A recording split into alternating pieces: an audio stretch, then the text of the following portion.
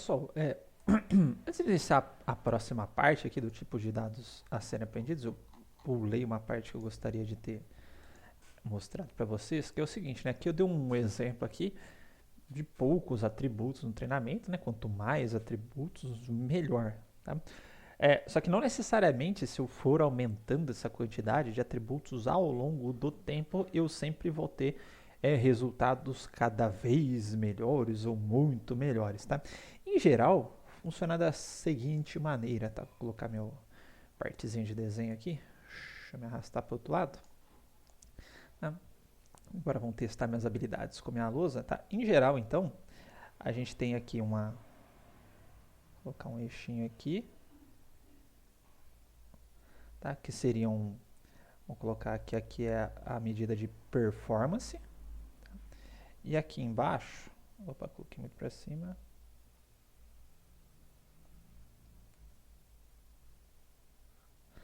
Tá? Aqui seria o hashtag, que é de número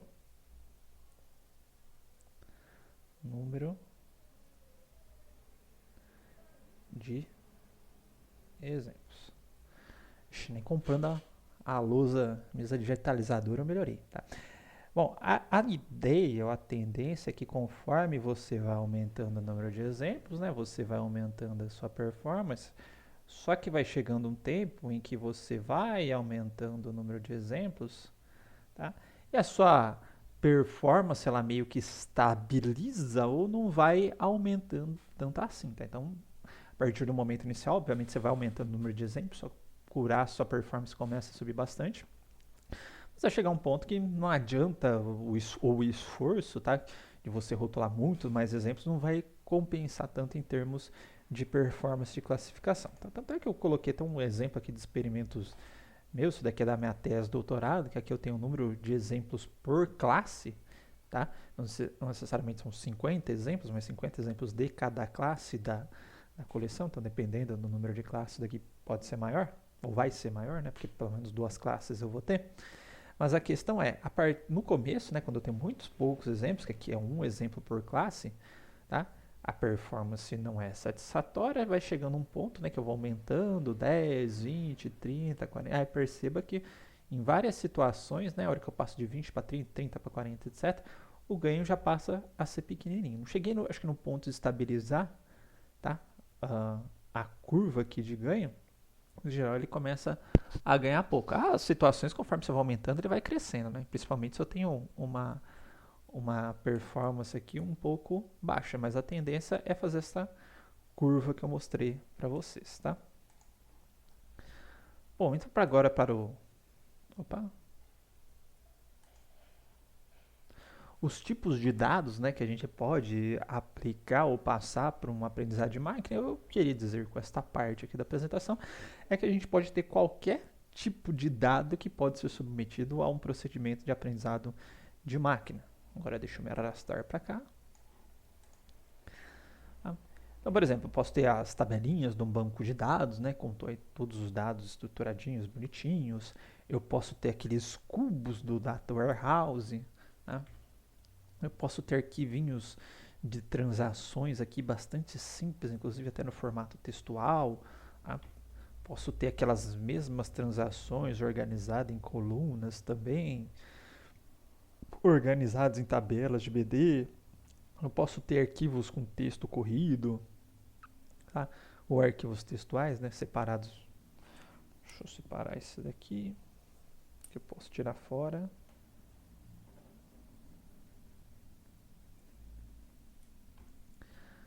Arquivos de hipertextos, ou seja, páginas que tem conteúdo textual e links para outras páginas. Tá?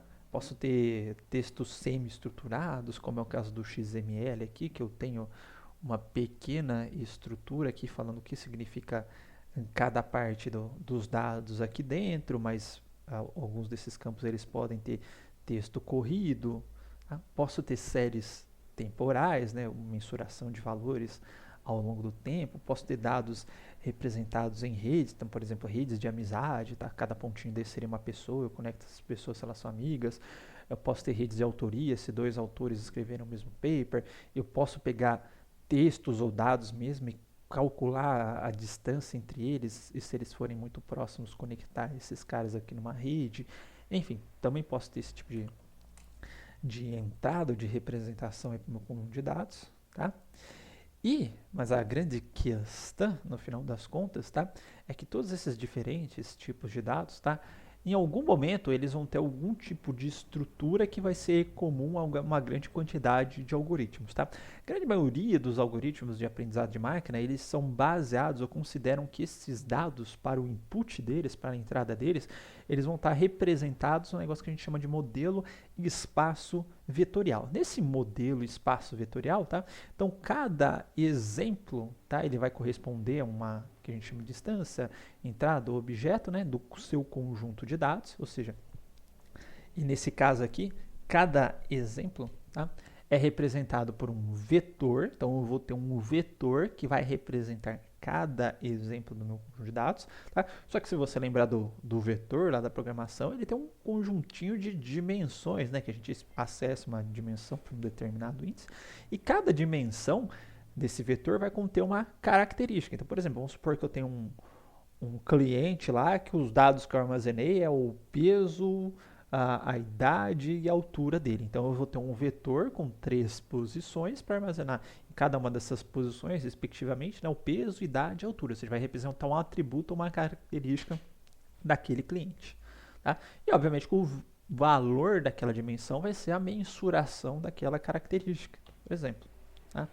Vamos supor aqui que eu tenho algumas pessoas, tá? E eu coletei aqui a altura e o peso de cada pessoa, tá?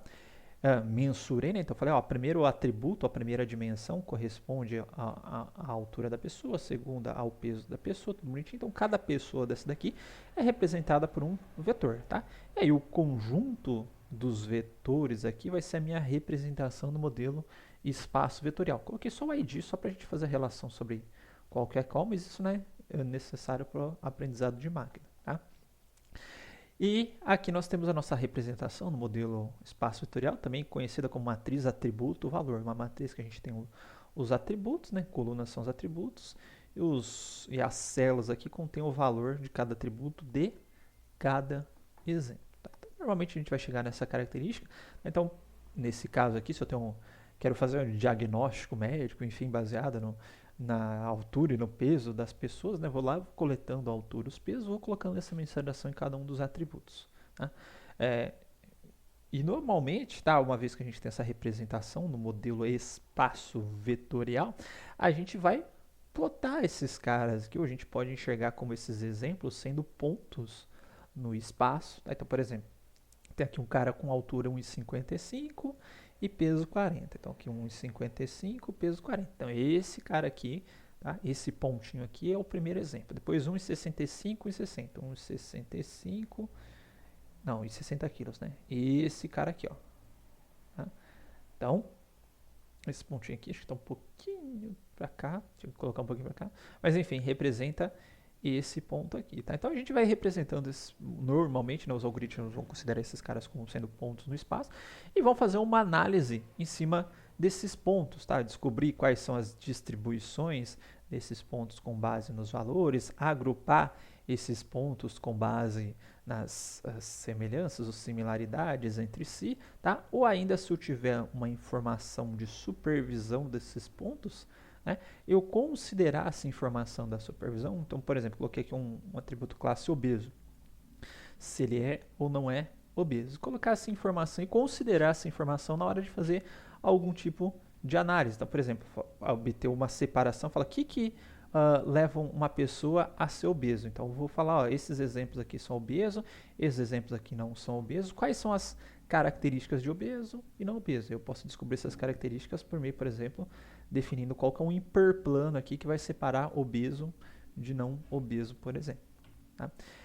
Se eu tiver dados a priori que não tem essas informações, aí, esses campinhos, eu posso de alguma forma tentar extrair esses atributos aí para representar eles como sendo um vetor. Por exemplo, coloquei imagens aqui, eu posso colocar a incidência de cada uma das cores aqui nas imagens. Tá? por exemplo, essa imagem aqui eu consigo estruturar com um vetor que vai medir a tonalidade aqui de quantidade de cada tom de verde na imagem, quantidade de cada tom de azul, amarelo, enfim. Então, eu percebo que essa imagem aqui de floresta tem uma incidência de verde maior, por exemplo, do que essa daqui de praia, por exemplo. Tá? Aqui de montanha tem um pouquinho de azulzinho, um pouquinho de verdinho, tem aqui, e a de praia bastante azulzinho, um pouquinho de laranjinha, até aqui. Então, de certa forma, eu consigo criar atributos, mesmo para dados que a priori não tenham esses atributos, para estruturar os modelos espaço vetorial. Tá? Coloquei um outro exemplo de texto, tá? Eu posso considerar cada palavrinha pertencente na minha coleção aqui como sendo um atributo, tá?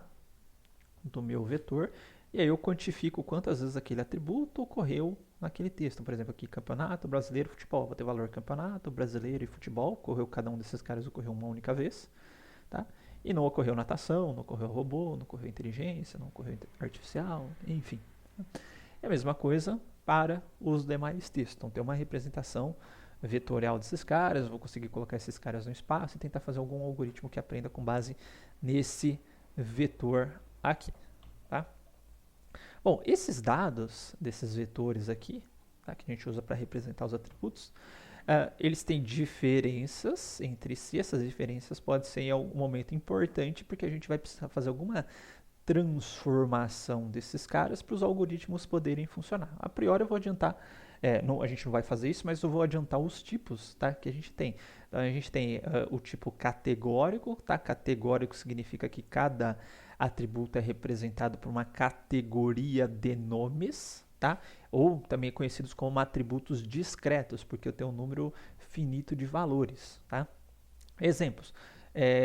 Sexo masculino e feminino. São dois valores discretos, ou seja, tem um número, uma possibilidade finita de valores para o atributo sexo, por exemplo, nesse caso estou considerando dois.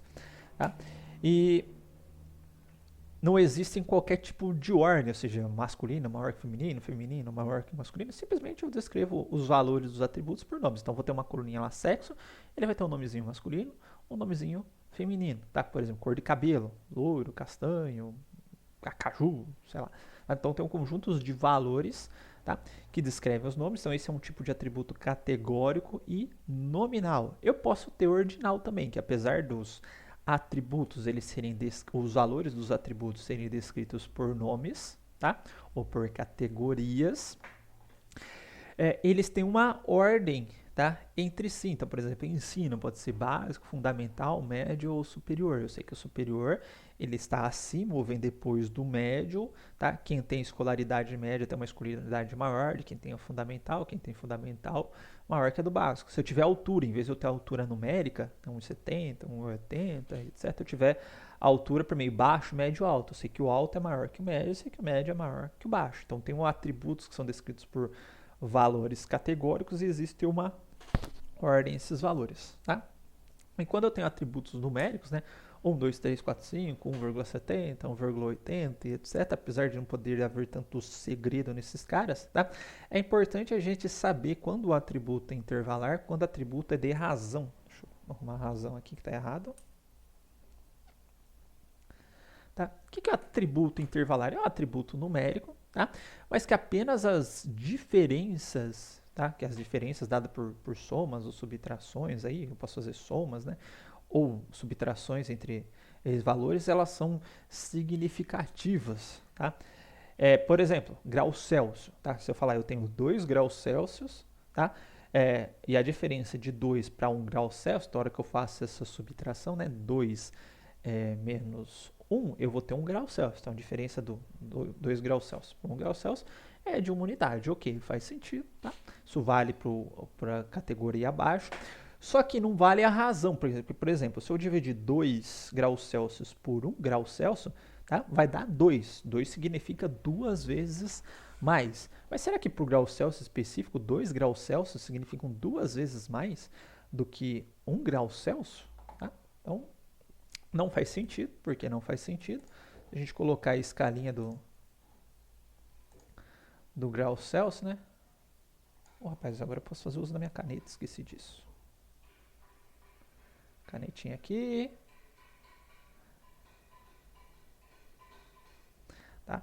O grau Celsius, o menor valor aqui, né? Acho que é menos 273, alguma coisa assim. Eu acho, depois eu confiro. Tá? E aqui, vamos supor que é menos 273, vamos supor que mais ou menos aqui eu tenho o 0. Né?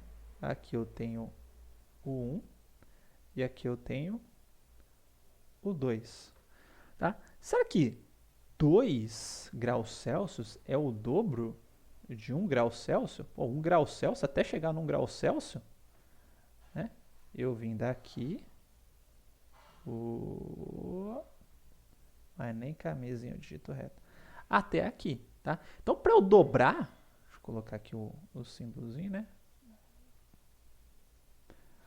Para eu dobrar, eu teria que ter mais uma porrada desse cara aqui pro lado de lá, certo? Então, quando eu passei para 2 para 1, não dobrei minha temperatura, eu só aumentei 1 grau a temperatura. Então, a diferença é válida, tá? Mas a razão não é válida para quando eu tenho números que eles não se iniciam no zero absoluto. Então, tomar cuidado quando for fazer algum tipo de análise considerando atributos intervalares, numéricos intervalares, tá? Já se eu tenho Fahrenheit, né, que o zero é zero absoluto, ou se eu tenho dinheiro, por exemplo, começa no zero, né, começa por valores negativos, que o zero é o zero absoluto, se eu passei de R$2 para R$1, eu dobrei meu dinheiro, tá? Se eu passei de 4 para 2, eu dobrei meu dinheiro novamente, tá? Então, tomar cuidado com esse tipo de atributo, tá? E outra coisa que eu queria deixar nesta parte para vocês, tá? É a questão que a gente está utilizando aqui, vamos dizer, extraindo atributos aqui dos exemplos, né? Para representar esses exemplos no meu modelo espaço-vetorial, tá? E essa engenharia, ou seja, quais atributos eu vou utilizar para representar os meus exemplos, tá? É algo que tem impacto direto no algoritmo de aprendizado de máquina. Inclusive, às vezes, se eu vario os meus atributos, eu posso melhorar os meus resultados, ou ainda posso piorar os meus resultados. Tá? Que eu coloquei um exemplo muito simples para ilustrar esse conceito, que é o seguinte.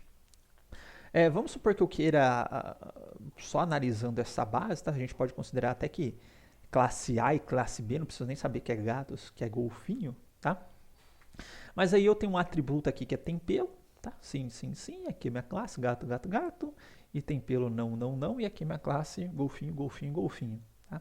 Sabe que analisando essa base, só com esse atributo é muito fácil distinguir gato de golfinho. Se tem pelo é gato, se não tem pelo é golfinho. Ou mesmo se eu não soubesse a classe, né? Se tem pelo é classe A, se não tem pelo é classe B. Ok, fácil, fácil. Mas vamos supor o seguinte, vamos supor que eu só tenha esse atributo ainda, então tem pelo, e agora eu queira distinguir entre gato, golfinho e cachorro. Aí já lascou. Né? Só que esse atributo aqui não é suficiente para eu fazer essa distinção entre essas três classes. Por quê? O cachorro também tem pelo. E agora? Como é que eu faço para distinguir, por exemplo, gato de cachorro, fazer o meu algoritmo aprender aqui o que é gato, o que é cachorro? Possível. Tá? Para acertar tudo vai ser impossível, ele vai ter que chutar uma das classes aqui e vai errar. Tá? Só que se eu já tiver mais um atributo aqui na minha base, eu já torno isso um pouquinho mais possível. Por exemplo, late. Tá? Se tem pelo e late, é cachorro. Se só tem pelo, mas não late, é gato. Tá? Se não tem pelo e não late, ele é golfinho. Tá? Então, só de colocar um atributo, eu já tornei um problema, né, que parecia inviável de ser aprendido, até mesmo se você, né, considerasse classe A, B e C, fala, pô, mas o que eu faço para distinguir entre classe A e B e C? Não precisa nem saber os seus animais aqui, vamos dizer assim, saber o rótulo das classes aqui, só classes genéricas, tá? Seria impossível você, humano, analisar e tentar distinguir quais são os atributos e valores de atributos que são usados para distinguir essas classes, ou tentar aprender com esses dados. Tá? Aqui já é um pouquinho mais viável de se fazer. Okay? Então, é importante também essa parte dos atributos que tem impacto direto aí nos algoritmos de aprendizado de máquina. Tá? E agora eu vou passar para a parte do que a gente pode aprender aqui, ou quais tarefas que a gente pode realizar com aprendizado de máquina. Então, até o próximo.